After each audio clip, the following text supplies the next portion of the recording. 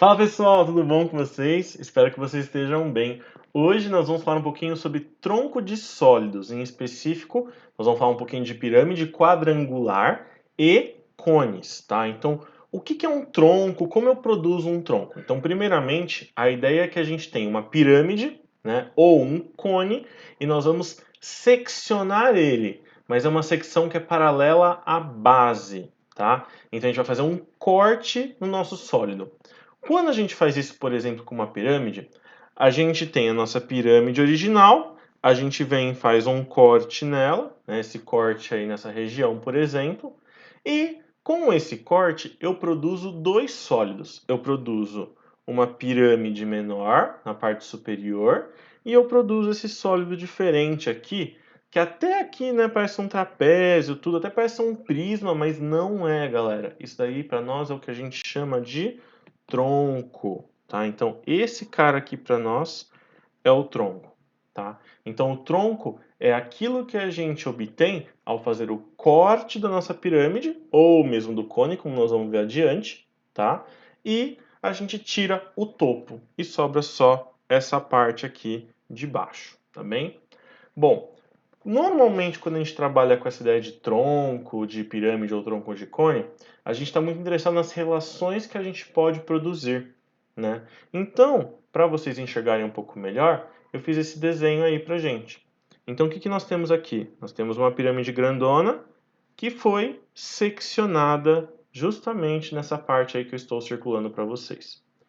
Como agora a gente vai ter duas pirâmides, uma pequena e uma grande, consequentemente, a gente tem aí então uma altura da pirâmide grande e a gente tem aqui do lado uma altura da pirâmide pequena. A altura da pirâmide grande eu estou chamando de agazão e a da pirâmide pequena, agazão linha. Da mesma forma, a pirâmide pequena vai ter um apótema da base, assim como a pirâmide grande também tem o próprio apótema da base dela. E eu não coloquei aqui, mas ambas também têm as suas apótemas da pirâmide, né? Notem que tudo isso que eu estou circulando aqui agora é o apótema da pirâmide grande, enquanto que esse pedacinho que eu estou circulando aqui agora é o apótema da pirâmide pequena, tá? Como vocês podem perceber, gente, eu tenho aí um triângulo, né?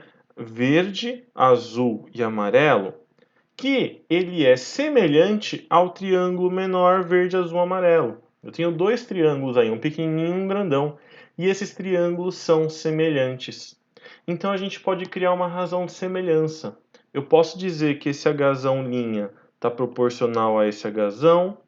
Eu posso dizer que esse apótema da base é proporcional a esse outro apótema da base. E eu posso dizer que o apótema dessa pirâmide pequena é proporcional ao apótema da pirâmide grande. E aí, com isso, a gente cria essas três primeiras relações aí de cima. Agazão linha sobre agazão é igual a apótema linha sobre apótema, né, normal igual a apótema da pirâmide linha sobre a apótema normal, que é igual a um K. Esse K, nós chamamos ele de constante de proporção, ok? Bom, você deve ter estudado em algum momento aí que não só segmentos possuem proporção, área também possui proporção e volume também possui proporção. A única coisa que você tem que tomar cuidado com é o seguinte: quando você tem segmento, segmento é uma medida que é feita em apenas uma dimensão. Ah, então por isso que a minha constante é K primeira. Caso eu queira fazer uma proporção entre áreas, por exemplo, eu coloquei aqui o exemplo da área da base, mas poderia ser também uma área lateral, eu tenho que tomar cuidado porque eu mantenho a minha proporção, mantenho a minha constante de proporção. Só que como área são duas dimensões, a minha constante de proporção agora, ela fica k ao quadrado. Tá? Então tomem muito cuidado com isso. Aqui em cima a gente está tratando de segmentos, por isso a gente tem apenas k primeira. Na parte de baixo a gente está falando de áreas, duas dimensões, por isso k quadrado. Já no caso de proporção dos volumes, né, a gente vai ter aí uma proporção de k ao cubo. Só tomem cuidado porque, gente, eu sempre tenho que fazer essa proporção entre as pirâmides, tá? Não entre o tronco e a pirâmide, mas entre a pirâmide pequena e a pirâmide grande, ok? Então, aqui no nosso caso, essa pirâmide aqui, o volume dela, dividido pelo volume da pirâmide grandona, é igual a constante ao cubo. A área dessa base pequena, dividida pela área dessa base grande, ela é igual a constante ao quadrado. Ok? Então tome muito cuidado quando vocês trabalhem com constante, com proporções, né, que envolvem mais de uma dimensão. Beleza? Bom, então, quando a gente fala principalmente desses troncos aí de pirâmide, a gente está muito interessado em fazer essas regras de três, essas proporções, enfim, vocês conseguirem enxergar isso para descobrir os segmentos que faltam, tá? Quando a gente fala no cone, né, o tronco de cone, é a mesma situação, galera. Né? Eu tenho aqui um cone grande que eu vou pegar e vou fazer um corte nele. E quando eu faço um corte, eu separo ele em um cone menor, que é a parte superior, e um tronco de cone, que é a parte inferior. Tá bem? Da mesma forma como a gente fez lá na pirâmide, eu também posso criar proporções aqui. Vejam que a gente cria um triângulo vermelho, azul e verde pequeno, e um mesmo triângulo vermelho, azul e verde no cone grande.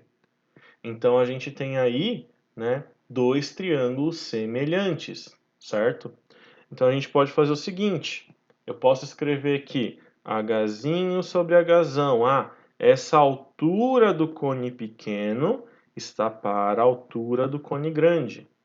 Assim como o Rzinho está para Rzão.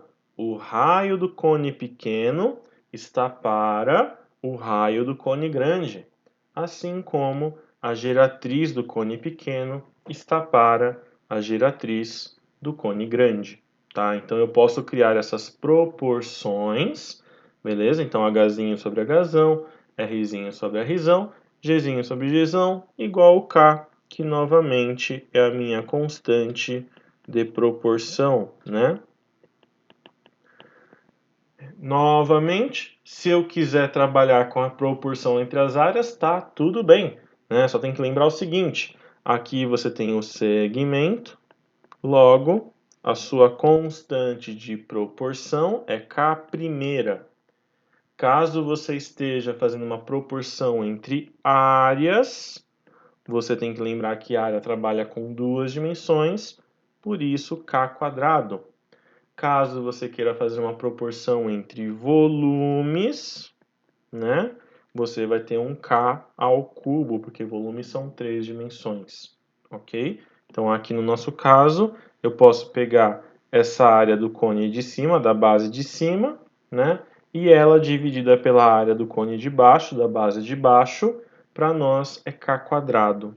Se eu pegar o volume do cone de cima, o volume menor, e compará-lo com o volume do cone maior, essa proporção é da ordem de K ao cubo, beleza?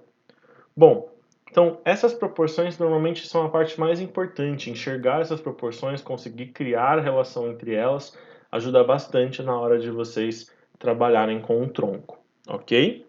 Agora, uma outra coisa importante que a gente tem que saber fazer é calcular o volume desse tronco, ok?